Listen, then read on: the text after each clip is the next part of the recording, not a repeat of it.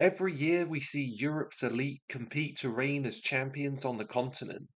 But what if you take the worst four teams from each of the big five leagues and have them compete? Who will take home the title?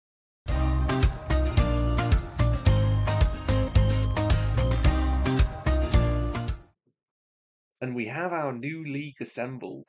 Despite drawing our teams from the lower reaches of England, France, Spain, Italy, and Germany, there are some decent teams who'll be hoping to get their hands on the title. Middlesbrough are a side with no shortage of quality, with the likes of Sanlai Tunkai, Afonso Alves, and Robert Huth. They must consider themselves amongst the favourites. Likewise, Real Betis. In reality, during the 08-09 La Liga season, they would be relegated on goal difference by a single goal. This time around, they'll be looking to avoid that heartache. We even have a club with 5 Champions League group stage appearances, Borussia Mönchengladbach. Without further ado, let's move through the season and see who can get their hands on a winner's medal. In our opening round of fixtures, West Bromwich Albion would take the trip to Bologna. In the hosts' ranks, a 32-year-old Marco Di Viao. This would actually be the most successful era of his career, as he scored 65 top-flight goals in Italy, almost single-handedly keeping his side in Serie A for many years. But it would be a former Premier League man who scored the game's solitary goal. Dani Osvaldo breaks through the defence and finishes at the near post. A few weeks later, and Real Betis would take their first trip to England. A fluid passing move sets Edu in the clear, who secures the match winner from range. In 2008, Oliver Neuville was coming to the end of his professional career. Over the last decade, the German striker had scored at 2 World Cups, as he played a significant role with his national side. 08-09 would see the start of a significant decline in his fortunes, as he scored just 3 goals over the final 3 years of his career. The 2009 season would also see Middlesbrough's 11-year stay in the Premier League come to an end, but so far here they've made a promising start, securing another 3 points in Le Havre. One French side who shouldn't have been anywhere near a relegation battle was Saint Etienne, with the likes of Dimitri Payet and Bafétimbi Gomis in the squad. Not to mention a young Blaise Matuidi at the centre of the park. They must have been aspiring for a lot more. Today they will face Numancia, who'll be fielding ex-Real Madrid defender Raul Bravo. Chado would open the scoring from a free kick. Payet's corner would be nodded home shortly after. Staring down the barrel of defeat, Real Madrid youth product Aranda was introduced from the bench. His movement at the back post gets one back. The 2 times Champions League winning forward would add his second 11 minutes later, converting on the rebound and securing his side a point.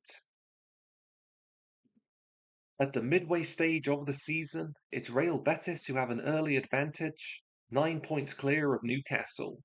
Lower down the standings, I'm surprised to see Bologna so close to the foot of the table. But with just 12 points separating 19th and 7th, there's plenty to play for, and these standings could change a lot. As we moved into February, the 2 league leaders met at St James's Park. Over 88 Premier League games for Newcastle, Obafemi Martins would score 28 league goals. His 08-09 campaign would actually be his worst in black and white, as injuries limited his time on the field.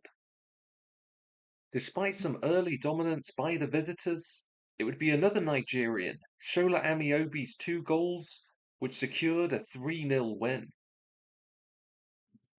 One absolutely elite performer so far this year is Sebastian Fries. He's produced 20 goals and assists for his Karlsruhe side, who sit comfortably mid-table. Hosting Recreativo, he'd find the back of the net 3 times, including these 2 impressive headers, as he secured his side another valuable point. In the 2025 season, Lecce would avoid relegation from Serie A on the final match day. This time around, they find themselves in a similar situation, with 25 points after 27 games. With the final match day upon us, two teams who are sitting comfortably above the drop are Getafe and Torino. In the former's ranks is a young Roberto Soldado. He'd go on to score 129 goals in Spain's top flight. After a disastrous opening 30 minutes, Torino would be 3 goals to the good. Granero breaks through the midfield, and 1 goal back is secured. Despite clawing back a second, their hope for a comeback was short-lived. Torino miss on the opening shot, but the rebound is converted. It finishes 4-2. And here are the league's top scoring stats for the season. The Golden Boot winner is Kevin Morales, Fries in second, and Ricardo Oliveira in third. Interestingly, 3 out of the top 4 assist providers will be from England: Stuart Downing, Gary O'Neill, and Danny Guthrie. But who would prevail on top and get their hands on the title? Well, it would be Real Betis. An unbeaten season at home would play a pivotal part as they secured the title ahead of Newcastle. In the top 10, there would be 3 Spanish sides, 3 English sides, and 2 of each from France and Germany. It's a little surprising how badly some of these Serie A sides performed here. Lower down the standings, 2 of those Italian clubs will be relegated altogether, not where I imagined Bologna would finish. Every year, Europe's elite compete to get their hands on some of the biggest prizes in world football. Here, though, the lower reaches of those leagues prove just as competitive as they vie to get their hands on the title.